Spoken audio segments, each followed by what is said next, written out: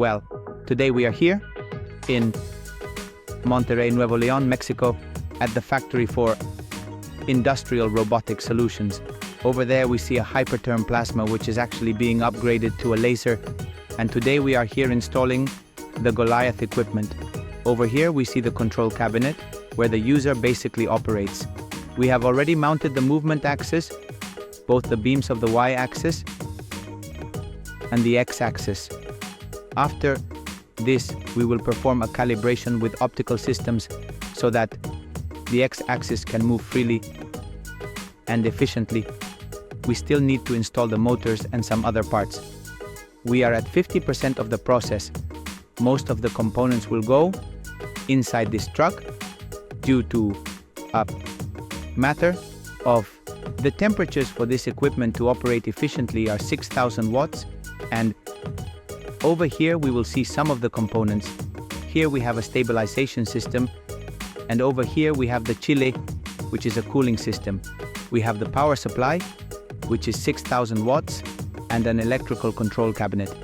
Here we find electrical parts, and we also have the servo motors for both the y-axis and the x-axis, and they are inside this cabinet because it will have air conditioning to keep all these components at 25 degrees, since the laser source requires a controlled environment to function optimally.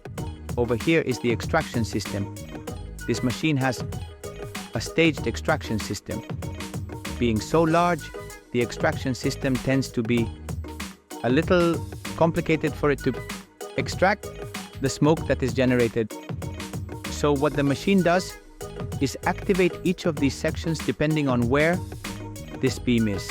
For example, if the beam is in this position, only a pneumatic system opens here and here while the rest remains closed.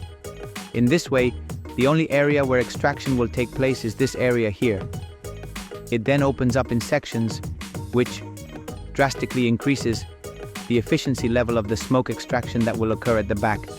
Over there we have the motors that will extract all these gases generated during cutting.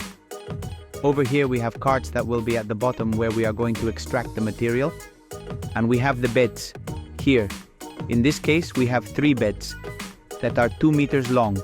Each one is 2 meters by 3 meters. The machine measures a total of 3 meters by 6 meters, which is the working area, and is sectioned into 3 beds. Obviously, what is interesting about this machine is that it has beams separated from the bed. What does this mean?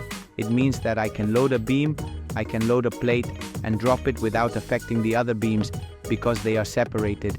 In this way, I can load sheets weighing 1 or 2 tons without affecting the structure. These systems are generally referred to as gantry systems because of the type of bridge, right? Because here we have the bridge and the beds go here, but structurally they are separated, which allows me to place any weight without the beams having any effect on the weight placed here. At the base, well, we are going to show you the head. Here goes the head. Obviously it is not installed at this moment. It is one of the final parts where we place the head. And here we have the head, which is one of the last parts to be installed in the plant. The fiber cable is connected to the head since this optical system is very sensitive and must only be connected in a sterile environment. In this factory environment, we could not open the QVH lens or the QVH connector because it would get damaged, it would spoil due to small particles entering the system, which is the closed optical system where the laser exits, as it would damage it. So this is the only part that will be installed at the end. It will exit through a duct on the outside, and obviously all of this will be done properly with conduits. Up here, we will also find control valves in the oxygen section. This is to regulate the oxygen that enters the machine. The machine automatically switches between nitrogen, air, or oxygen, depending on what the equipment needs. Over here we have an extension of the beam. We have the swords that support the steel. They are 6 millimeters thick. They are quite robust, as we have the sensors here, which are optical sensors that go in a structure at the front. What these sensors do is that since these machines are large, the operator will generally step away to take a piece, and if for some reason this beam moves and detects a person, it will stop. That is what these optical sensors do. They create a virtual barrier. So if something approaches, the machine will stop. The entire machine is being assembled thanks to this 10-ton crane that we have at the top. For this type of machines, due to the weight they require, it is essential to have a crane to carry out the installation.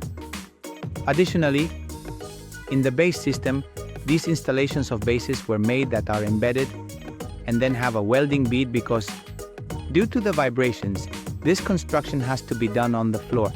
First, the construction is obviously done with digital levels to ensure perpendicularity and parallelism. Then we place the legs that you see, and finally, once the movement system is calibrated, we proceed to make welding points that will remain permanently. The breaker we have is good. The power supply we have is 3-phase 440, which is what the plant has available. Here we have the 150 amp breaker, where all the power will come out. Subsequently, conduits will be installed and it will be set up in an industrial manner. In the back here, the duct will be constructed. And those would be the requirements.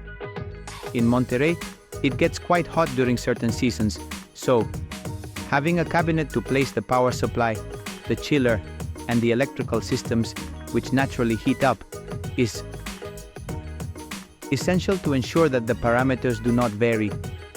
That's what I can share with you today. I hope to see you in a future video to be able to see it working and operational. Thank you very much.